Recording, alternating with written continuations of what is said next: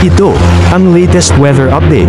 Alamin ang pinakasariwang ulat panahon ngayon dito sa Information TV Educational Channel. Tuloy pa rin umiiral ang shear line o yung pagsasama ng mainit at malamig na hangin dito sa Southern Luzon at Visayas, kung saan ngayong araw ay magdadala pa rin ito ng mga pag-ulan dito sa malaking bahagi ng Southern Luzon at Visayas, maging sa ilang bahagi pa ng Mindanao. So patuloy pong pag-iingat para sa ating mga kababayan dyan sa banta ng mga pagbaha at pagguho ng lupa. Samantala, ang northeast monsoon o amihan naman ay nakakaapekto pa rin sa nalalabing bahagi ng Luzon, kung saan ngayong araw ay magdudulot pa rin ito ng malamig na panahon and also ng mga maulap na kalangitan na may mga kasamang pag-ulan sa malaking bahagi ng northern at central Luzon, kasama na din dyan ang Metro Manila. At kanina ang alas 2 ng madaling araw, yung low pressure area na minomonitor natin sa loob ng ating area of responsibility na si dating bagyong Kerubin ay nag-dissipate or nalusaw na at wala na itong epekto sa anumang bahagi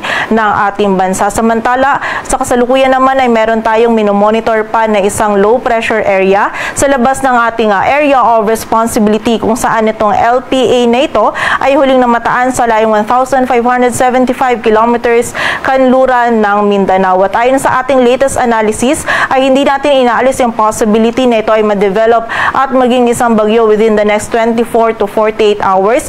Ngunit nakikita po natin na posible itong gumilid lamang dito sa may power line sa may kanluran ng Palawan, kung saan hindi po ito papasok sa loob ng ating area of responsibility. Ngunit sa kasalukuyan, yung trough or yung extension nitong LPA na ito is magdudulot ng mga pag-ulan dito sa kanlurang bahagi ng Mindanao. So pag-iingat po para sa ating mga kababayan dyan sa posibilidad ng mga pagbaha at pagguho ng lupa.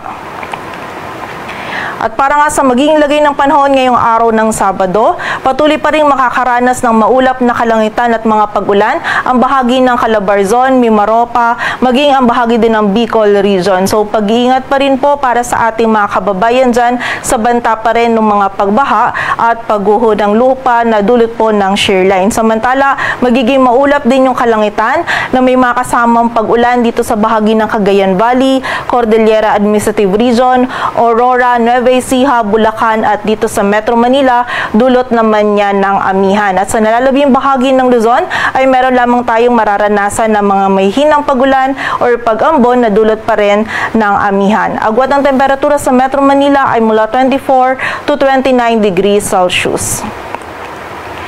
Samantala sa bahagi naman ng Visayas at Mindanao, ang buong bahagi ng Visayas, maging ang bahagi ng Dinagat Islands ngayong araw ay makakaranas pa rin ng maulap na kalangitan at mga pag-ulan na dulot pa rin ng shear line. Ito po mga pag-ulan nito ay mga moderate to heavy na mga pag-ulan at kung minsan ay mga intense din na pag-ulan, lalong-lalo na dito sa area ng Eastern Visayas. So muli po, pag-iingat pa rin para sa ating mga kababayan dyan sa banta ng mga pagbaha at pagguho ng lupa. At dulot naman ng trough ng LPA ay makakaranas din ng mga kalat-kalat na pag-ulan ang bahagi ng Zamboanga Peninsula, Basilan, Sulu at ng Tawi-Tawi. At yung nalalabing bahagi naman po ng Mindanao ngayong araw ay meron lamang mararanasan ng mga isolated na mga pag-ulan, pagkidlat at pagkulog. And during severe thunderstorms pa rin po, posible pa rin yung mga katamtaman hanggang sa mga malalakas na pag-ulan na maaaring magdulot ng pagbaha at pagguho ng lupa. So pag-iingat pa rin para sa ating mga kababayan.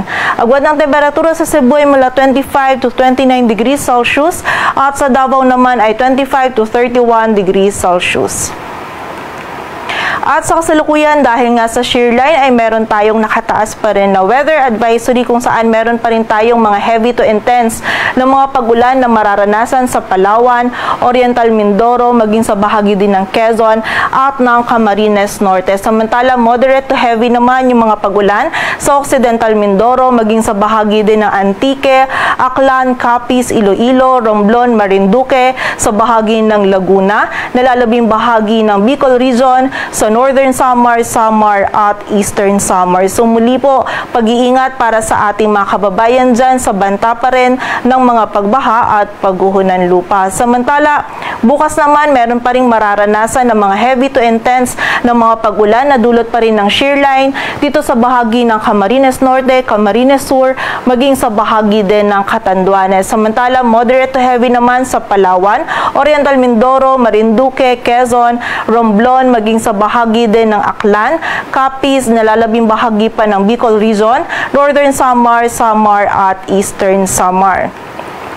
Samantala, by Monday naman ay meron pa rin pong mga moderate to heavy na pagulan na mararanasan sa Oriental Mindoro, Marinduque, Quezon, Camarines Norte, Camarines Sur, maging sa bahagi ng Catanduanes, Albay, Sorsogon, Masbate at sa area din ng Northern Samar. So muli po ngayong araw hanggang sa mga susunod pang mga araw is patuloy pa rin makakaranas ng mga pagulan na dulot ng shearline, yung malaking bahagi ng Southern Luzon at yung area din po ng Eastern Visayas. So muli po, pag-iingat pa rin para sa ating mga kababayan sa banta ng mga pagbaha at pagguho ng lupa.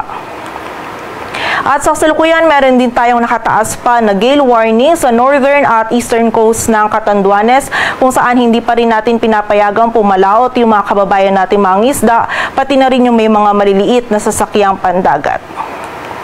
Dito sa Metro Manila, ang araw ay sisikat mamayang 6:16 ng umaga at lulubog mamayang 5:32 ng hapon.